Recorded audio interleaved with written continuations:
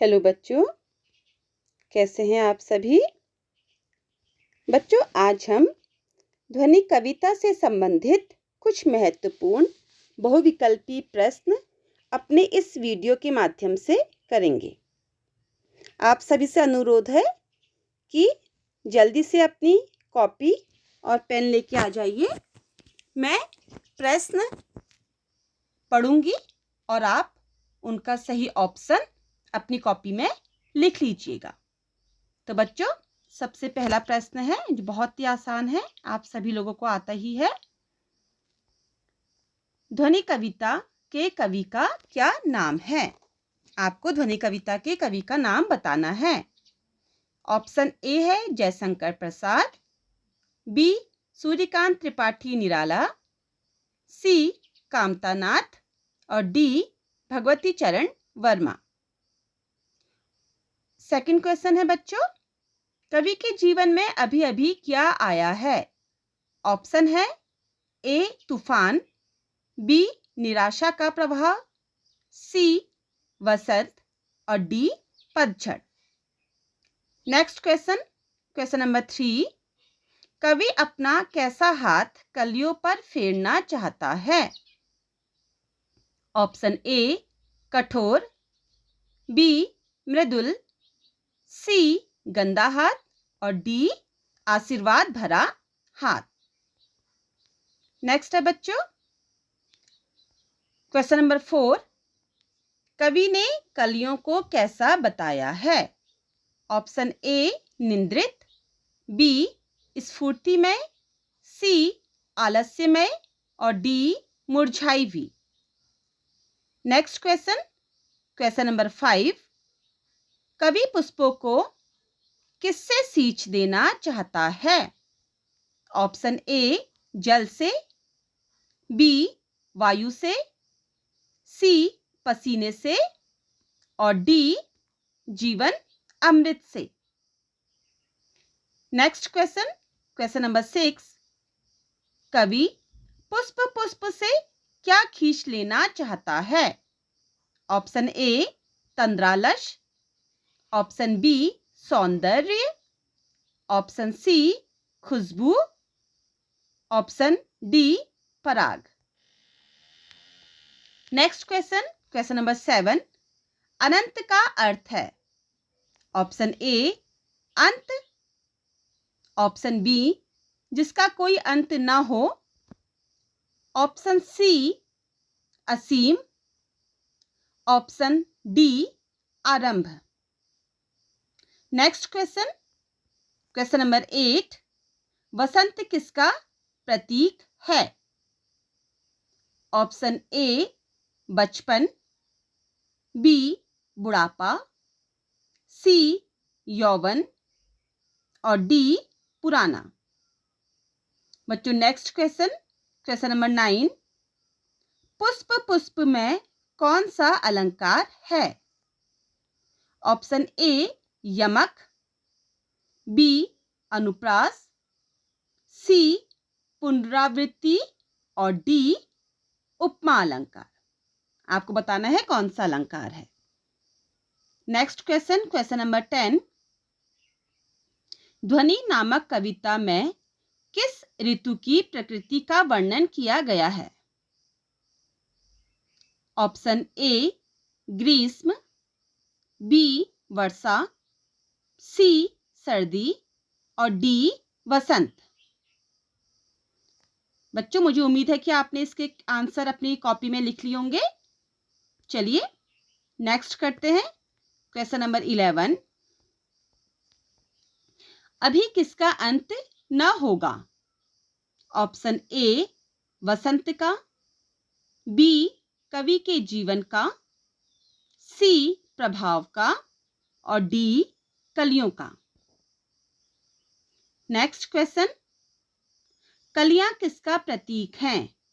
Option A नव युवकों का, बी फूलों का, सी वसंत का, डी प्रातः काल का। आपको चूज करना है right answer. Next question number 13, कलिया कोमल में किस अलंकार का प्रयोग हुआ है? ऑप्शन ए अनुप्रास, बी पुनरुक्ति, सी यमक और डी श्लेष। क्वेश्चन 14 है बच्चों, कवि खिले फूलों को कहाँ का द्वार दिखाना चाहता है? ऑप्शन ए उपवन का, बी विद्यालय का, सी अनंत का और डी उद्यान का। क्वेश्चन 15 है बच्चों, कविता से जीवन के प्रति कवि के किस दृष्टिकोण का ज्ञान होता है? ऑप्शन है ए आशावादी एवं उत्साही, बी निराशा एवं हताशा, सी नास्तिकता और डी इनमें से कोई नहीं। 16 है बच्चों क्वेश्चन, मेरे वन में मृदुल वसंत, यह वन किसके प्रतीक के रूप में है? ऑप्शन ए जंगल के, बी उद्यान के, सी प्रकृति के और डी कवि के जीवन के। 17 क्वेश्चन है बच्चों हमारा नेक्स्ट क्वेश्चन, वसंत आने से वृक्षों की डैश बढ़ गई है, क्या बढ़ गई है? ऑप्शन ए है कोमलता, बी है मधुरता, सी है चंचलता और डी है इनमें से कोई नहीं। नेक्स्ट क्वेश्चन, क्वेश्चन नंबर 18, कवि कलियों को कौन सा संदेश देना चाहता है? ऑप्शन है ए कोयल की तरह कूकने का, बी भौरों की तरह गुंजार करने का, सी सूरज की तरह निकलने का और डी मनोहर प्रभात का। क्वेश्चन 19 है बच्चों, कवि निम्नलिखित में से किस तरह की कलियों पर अपना हाथ फेरना चाहता है? ऑप्शन है ए पुष्पित, बी मुदित, सी स्वप्निल, डी निंद्रित। आपको सही आंसर बताना है। क्वेश्चन नंबर 20 है बच्चों, आलस में डूबे युवाओं के लिए कविता में कौन सा शब्द प्रयुक्त है? ऑप्शन ए प्रत्यूष, बी पुष्प, सी वसंत और डी नवजीवन का अमृत। नेक्स्ट क्वेश्चन, क्वेश्चन नंबर 21, ऋतुराज किसे कहा जाता है? ऑप्शन ए है ग्रीष्म, बी शरद, सी वसंत और डी वर्षा।